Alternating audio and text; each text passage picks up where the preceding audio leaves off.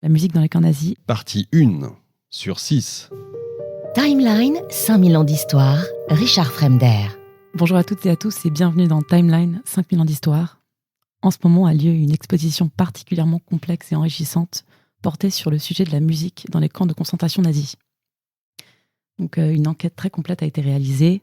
Bien sûr, l'exposition a ouvert donc, le 20 avril 2023 et ce jusqu'au 25 février 2024. Il nous a donc semblé important d'adresser ce sujet qui est particulièrement difficile et bien enquêté. Et avec nous aujourd'hui en studio, nous avons Élise Petit, la commissaire de l'exposition. Bonjour Élise. Bonjour. Vous êtes donc maîtresse de conférences en histoire de la musique, mais également spécialiste de la musique sous le Troisième Reich et dans le système concentrationnaire nazi. Oui. Merci d'être avec nous aujourd'hui. En guise de préambule, je pense qu'on pourrait commencer par une citation de Primo Levi qui est d'ailleurs présente dès l'entrée dans l'exposition. On a toute une chronologie.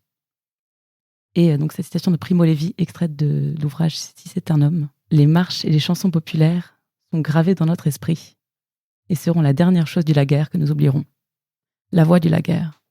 L'expression sensible de sa folie géométrique, de la détermination avec laquelle des hommes entreprirent de nous anéantir, de nous détruire en tant qu'hommes, avant de nous faire mourir lentement. Donc il est vrai que la musique dans les camps a eu beaucoup de différentes fonctions, tortionnaires, beaucoup disciplinaires, de résistance, nous allons en venir. Mais tout d'abord, j'aimerais savoir comment est-ce que vous en êtes venu à explorer ce sujet. Quelle a été votre première découverte dans la matière ?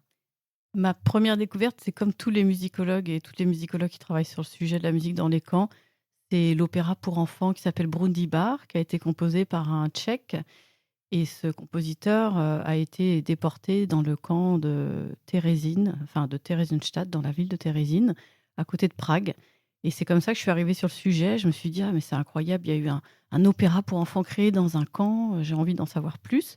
Et puis, je me suis rendu compte que déjà, c'était un camp très particulier, dans lequel les activités musicales étaient importantes. Et en voulant élargir le sujet, j'ai découvert des usages beaucoup plus destructeurs de la musique. Et c'est ça aussi qui m'a intéressée, de voir comment on pouvait finalement pervertir cet art qui était si cher aux Allemands qui vivaient sous le Troisième Reich. Alors justement, vous évoquez Térésine. Est-ce que vous pourriez nous parler un petit peu de cette fonction de camp qui a eu une fonction de vitrine quelque part longtemps ? Voilà, c'est un camp, donc ce n'est pas un camp de concentration et ce n'est pas un centre de mise à mort, mais je voulais vraiment qu'il soit abordé dans l'exposition parce que la vie musicale a été très riche.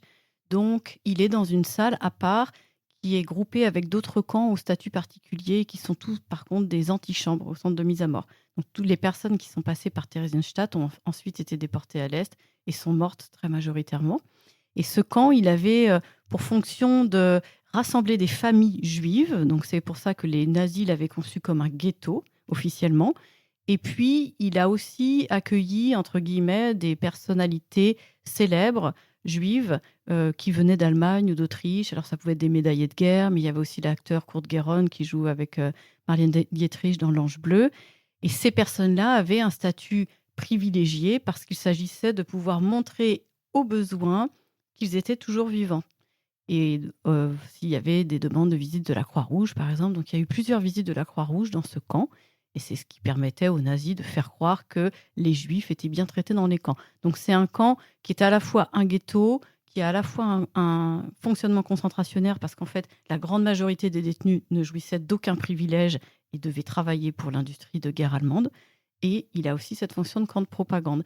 C'est pour ça que les activités musicales ont été particulièrement riches. Il y avait beaucoup d'artistes professionnels, c'est aussi une particularité de ce camp, auxquels on a fourni du papier à musique, des crayons, certains ont été dispensés de travail, donc ils ont pu vraiment se consacrer à leurs activités musicales. Et dans les années 43-44, il y avait plusieurs dizaines d'événements culturels organisés chaque semaine dans ce camp qui était en fait une ancienne ville qui renfermait 50 000 juifs à peu près. C'était une ville prévue pour 6 000 habitants.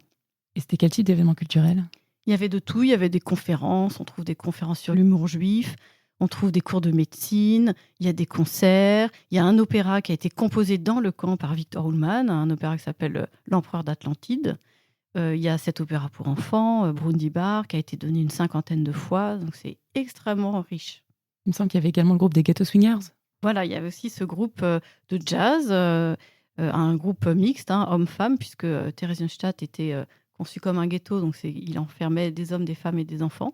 Et donc, ce groupe de jazz se produisait aussi régulièrement. J'ai pas vu l'exposition, donc je vais poser des questions vraiment de béotien. Si je comprends bien, en fait, ces activités culturelles, elles étaient à destination de qui? De ceux qui sont internés ou du grand public capable de venir? Non, c'est vraiment donc c'est comme un ghetto, c'est complètement fermé à l'extérieur. Personne de l'extérieur ne pouvait pénétrer, sauf des membres de la police en fait tchèque.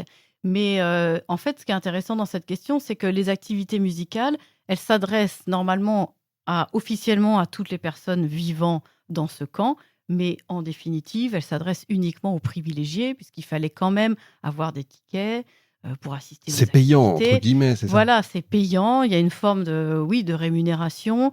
Il y a un service en fait qui doit, comme dans les ghettos, il y a un service qui doit s'occuper un peu de la vie culturelle et c'est ce service-là qui distribue les tickets. Donc finalement, c'est moins de 10% de la population du camp qui peut accéder à ces activités.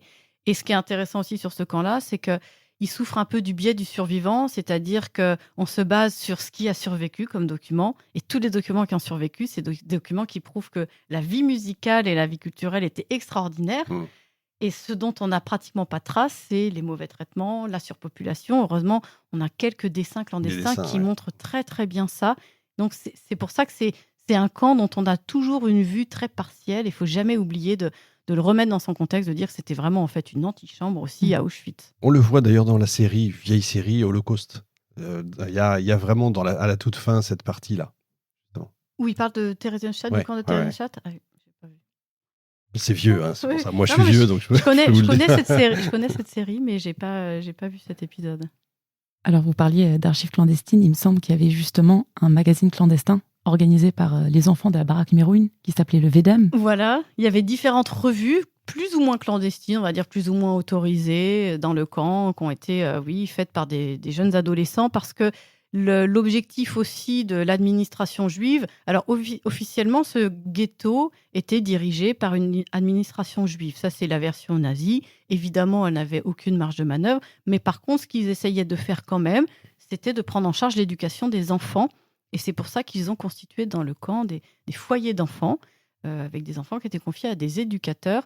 Il y a une peintre de l'époque Bauhaus, Friedel Dicker Brandeis, qui a donné énormément de cours de dessin aux enfants. On a retrouvé énormément de ses dessins, d'ailleurs, pour les aider à s'évader mentalement. Et puis aussi, finalement, ces activités-là avaient pour but de les préparer quelque part à leur vie d'après le camp, puisque l'espoir était qu'il y ait une libération quand même. Donc, cette jeune génération était formée par les éducateurs pour survivre et puis pour perpétuer aussi la culture juive après la libération, éventuellement avec un projet d'installation en Israël. Donc, il y avait toute une politique culturelle qui était mise en place par les éducateurs. Il y a une différence entre camp de concentration, camp de travail, etc. Je ne connaissais pas cette différenciation-là. Oui, et justement, l'exposition, elle parle avant tout des camps de concentration. Il y a une brève section sur les centres de mise à mort, et puis cette section particulière sur les antichambres.